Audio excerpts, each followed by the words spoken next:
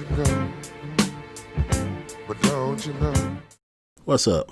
Mark from Straight to You Tech. And I want to get serious about Apple's new M1 chip that's going to be in their MacBook Pros and their MacBook Airs and whatever they're going to put it in. Now, what does this mean for people that have been using the Intel-based Macs? A lot. Okay. And we're going to get a little on the edgy side here because people know what I'm talking about when I say about getting free apps for Macs. Now, you can go, usually you could, before they put this chip out, go out and get a DMG file, with an app on it. If you didn't want to pay for an app in their app store, you can just load it directly onto your MacBook or your MacBook Pro, your MacBook Air, your iMac, your regular Mac with the big ass screen, all that kind of stuff. And that's a big deal for us because, now we can't get free apps. That's what nobody's talking about. Now, the M1 chip is revolutionary. Yeah, 16 billion transistors, 5 nanometer process, all this stuff.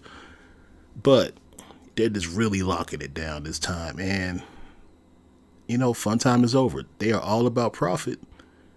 And that's what this M1 chip is really. It is about performance and everything.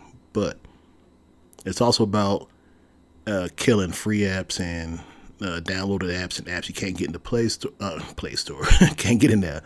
Your Apple Store and the App Store and all that kind of stuff. You just can't do that stuff anymore. Now, there isn't saying there isn't a way that you can still get apps and stuff, but whatever those apps that we were getting, they were made for the Intel architecture. Now that we're going to Apple's own base silicon, the M1 chip, which is their own chip, built all in-house and everything, or designed in-house because they don't build it.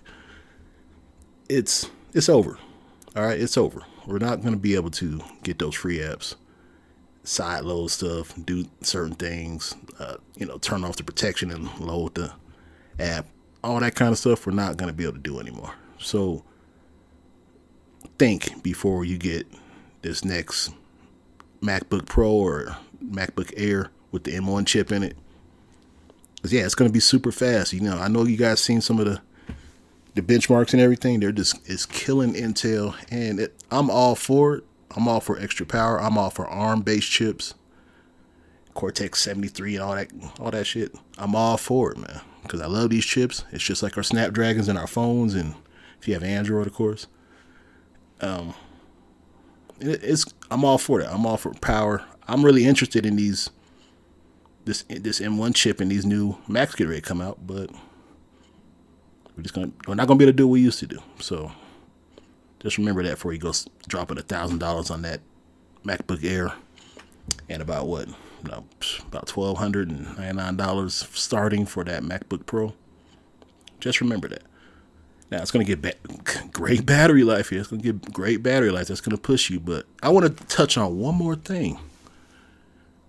And I don't know why they're not doing it, but if you're going to pretty much put a mobile processor, okay, ARM-based chip, that's like in our phones, that can get mobile service, like mobile internet and things like that, and have a modem in it, why can't we get the modem built into the M1 chip? Making me think it's there, but they're just not going to enable it yet. Maybe they want to, run some trials or something, or just want to release it maybe next year or something like that. They're probably just putting this out here so we can, dip our feet in the water, see if we like the M1 chip. And if we do, that'd be cool. And then maybe they'll put it in the next one, but not without a big price, I'm trying to tell you, because they're going to maybe have the M2 chip with 5G in it.